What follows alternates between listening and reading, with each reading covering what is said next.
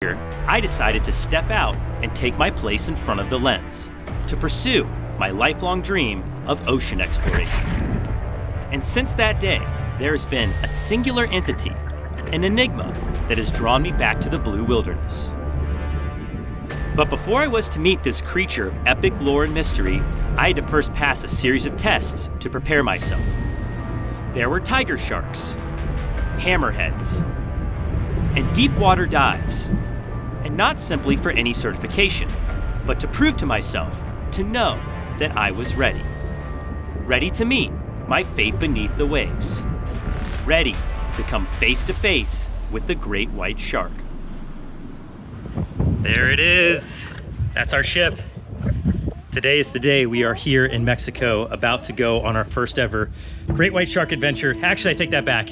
This is our second attempt.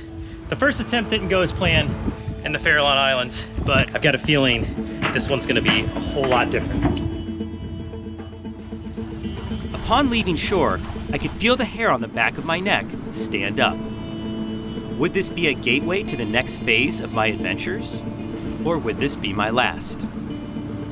I am no stranger to risk. I have come face to face and hand to claw with some of the most ferocious and notorious animals on the planet. But this one was so much more. Inevitable, intentional, imperative to my quest as an explorer. Welcome to Guadalupe, a remote volcanic island 175 nautical miles off the coast of Mexico's Baja Peninsula. This towering mountainous expanse of prehistoric Earth will serve as a backdrop to my greatest adventure to date. We made it. Because if there's one place on Earth to find the world's largest predatory shark, this is it. What's cool about Guadalupe is it's kind of like the sister to the Farallon Islands that we filmed at before. Unfortunately, we didn't see any sharks in the Farallons, but down here, the sharks come in because of the seals. They have 3 different species of pinniped here in Guadalupe. They've got their endemic fur seal population, they've got California sea lions, and then of course they have northern elephant seals, all of which are on the menu for the great white shark. And the place we are at right now is known as the kill zone. This is the space between the feeding grounds where the seals need to hunt their food and the shore where they rest during the day. And as you can imagine, in that space in between is the great white shark's favorite buffet. But our goal isn't to see seals getting eaten while we're out here. Our goal is to get under the water in the realm of the great white shark so we can get the cameras up close and personal with one of the world's top marine predators. Our home in this mystical place will be none other than the Socorro Vortex of the Pelagic Fleet. This ship and its crew have been making the voyage to Guadalupe for years and have been assisting in shark research and conservation all along the way. The very first step to try to protect sharks is to get in the water with them. Once you're in the water with them, it's a complete different perspective you will get forever. So one of the biggest differences between what we tried to do in the Farallon Islands and what we're doing out here in Guadalupe is this. We actually get to use attractant, aka bait, to draw in the sharks close to the cages and therefore up close to the cameras. All right guys, I think it's time to get suited up because it's about to be our turn to get in the water. As I began to suit up, reality sunk in. I do need to say, this is the point where the nerves start to kick in, and it's not because I'm scared, it's not out of fear, it's healthy because an activity like this is not risk-free. Even though we're with one of the best crews in the world when it comes to diving in cages with great white sharks, we still have to have our wits about us. Anything can happen. We're talking a ton-plus animal that can be ferocious in a moment's notice, and they can literally rip these cages apart. In fact, one of my friends caught footage of a shark entering a shark cage, and they had to pop the top where the divers are supposed to come out to release the shark, not the diver. So we definitely have to keep our eyes peeled, be aware at all times, watch each other's backs when we're in the cages, because literally anything can happen. Just because there's bars in front of us, that's not any sign for complacency when you're in the water with an animal that formidable. The few steps between the deck and the shark cage created a bridge to the world of the great white. My heart began to race, but this time, the nerves I felt were more distinct. This was an adrenaline rush from the excitement of a life's dream nearing closer with each and every step. My moment had finally arrived. Here we go!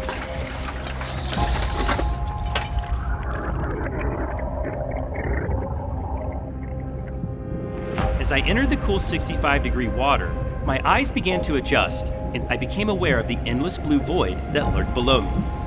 The sunlight danced through the 12,000 feet of water surrounding the landscape of the island, and there was no bottom in sight, meaning the sharks could be anywhere and come from any direction.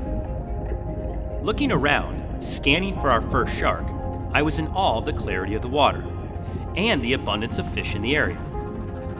Our main challenge at this point was getting properly positioned. The strong currents threw us around the cages like ragdolls, so to keep the camera steady and our bodies from bouncing off the walls, we fixed our feet to the railing and held tightly with our free hands. Watching from below the surface, I could see the occasional splash from above as the crew tossed bait lines into the water, knowing full well that each attempt could be the line to draw the apex predators from below. We waited, patiently scanning the blue abyss for any shadows or signs of movement. Minutes seemed like hours, but then, without much warning, it happened. From the distance, a dark shape began to appear. It crept toward us slowly, and then suddenly, it was right in front of us. Wow, I couldn't believe my eyes. What I've been witnessing for years on Shark Week was right in front of my lens. Finally, I was in the presence of a great white shark. It thrashed toward the bait and missed, but after a quick lap around our cage, it disappeared again. As fast as the giant flashed into view, it was gone. But this was proof of victory. We were going to be seeing sharks today, and hopefully, lots of them. On average, great white sharks will have up to 300 teeth in their mouths at any given time. And these teeth are arranged in up to 7 rows, with the first 2 known as their working teeth. As you can see by our footage, their attacks are calculated and precise.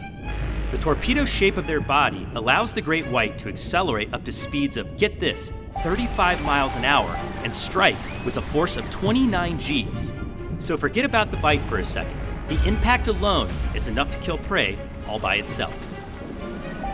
As I calmly observe the frenzy of sharks surrounding the cage, I am reminded that I am in their world. Not only am I observing them, they are observing me. Witnessing a strange visitor in a metal cage, they would come closer and closer with each pass for a better look. And locking eyes with the great white shark is something that I'll never forget as long as I live. As my time in the cage came to a close, I couldn't help but keep my camera rolling. We had seen many impressive sharks today, but I just had this feeling that something big was about to happen.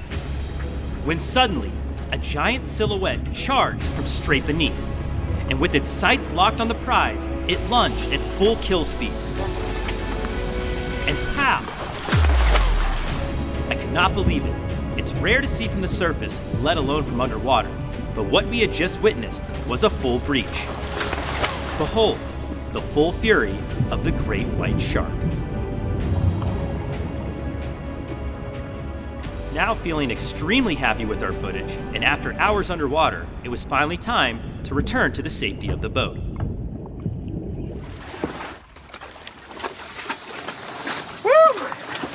Oh my goodness, what an epic great white shark adventure that was. For our very first one, I don't think we could have asked for any more. The surface cages did not disappoint. We had all kinds of action. We had encounters right at the cage. We had bites at the bait. We had surface breaches. Huge thanks to the Socorro Vortex crew for helping us out and keeping us safe on today's adventure. Don't forget to subscribe and hit that notification bell so you don't miss a second of the action ahead. I'm Mark Vins. Be brave. Stay wild. We'll see you on the next dive. It's no surprise that these sharks are referred to as great. They are truly a perfected product of evolution and largely differ from any of the previous sharks we've encountered on Blue Wilderness. Great whites are intelligent creatures, highly inquisitive by nature, and as we clearly witnessed today, master hunters of the deep. We'd like to give an extra special thank you to the captain and crew of the Socorro Vortex. To learn more about the ways you can visit Guadalupe or to support shark conservation, please visit their website at www.vortexsq.com. vortexliveaboard.com. And stay tuned. If you thought this episode was intense, just wait until our next dive. This time, we'll take you in great white territory in an experimental shark cage submarine. Get ready, brave crew. We're about to take you even closer to the world's most famous set of jaws.